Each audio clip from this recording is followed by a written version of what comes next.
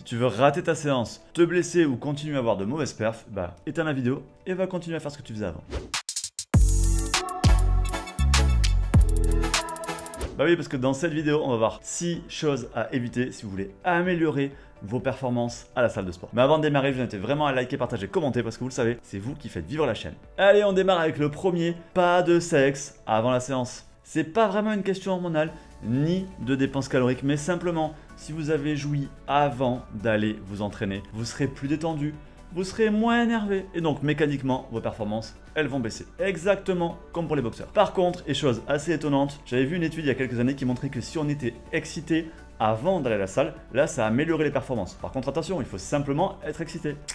Faut pas passer à l'acte. Conseil numéro 2, on évite de démarrer la séance avec des étirements statiques. Et oui, les études ont démontré là aussi que les étirements statiques, c'est-à-dire les étirements classiques qu'on fait sans bouger, vont avoir tendance à diminuer les performances. Par contre, ça ne veut pas dire que les étirements dynamiques et la mobilité ont le même impact, et c'est plutôt le contraire. Donc c'est le bon moment pendant l'échauffement par exemple de travailler votre mobilité, et c'est très simple, vous faites du développé couché, d'habitude vous faites en amplitude partielle parce que comme moi vous avez une cage étroite et des longs bras, et bien, pendant l'échauffement profitez-en pour le faire en amplitude complète pour aller bien étirer les pectoraux, travailler votre mobilité. Vous pouvez aussi accentuer ce principe là en faisant une phase négative plus lente. Troisième conseil, attention aux excès des boosters.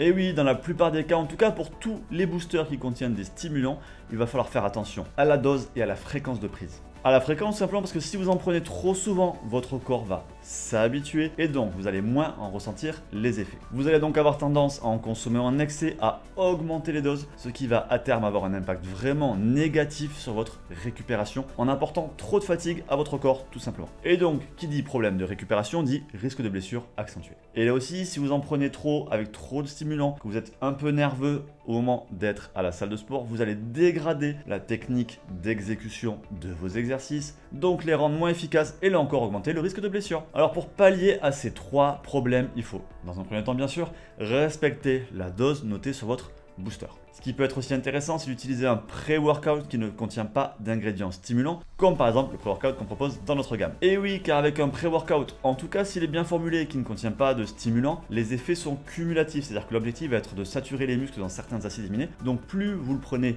souvent et plus il devient efficace pour vos muscles. Conseil numéro 4, pas de sieste juste avant d'aller à la salle. Sauf si vous savez bien gérer votre sieste. Et bien gérer la sieste, ça veut dire quoi? Ça veut dire par exemple une sieste de 5 à 15 minutes, pas plus, parce qu'en général si on dort plus que ça, ensuite on se réveille dans le pâté. Et si vous voulez réussir une petite sieste comme ça et qu'elle soit efficace, c'est simple, mettez un timer pour vous réveiller au bout de 5 à 15 minutes. Et ce qui est encore mieux, c'est de prendre un café juste avant de vous endormir. Comme ça, la caféine va se mettre à agir pile quand vous allez vous réveiller et donc vous allez vous réveiller en pleine forme. Conseil numéro 5, pas de cardio haute intensité et pas de HIIT non plus avant la séance. Pour rappel, le HIIT c'est High Intensity Interval Training. C'est une forme de circuit training qu'on voit par exemple pas mal en CrossFit, mais ça c'est vraiment quelque chose qu'il va falloir éviter en début de séance d'entraînement, tout comme faire du cardio à haute intensité ou du cardio trop long. Pourquoi? C'est simple, vous allez puiser dans vos réserves énergétiques, vous allez aussi puiser dans votre influx nerveux et dans votre concentration. Et donc mécaniquement, vous allez ensuite diminuer vos performances et votre technique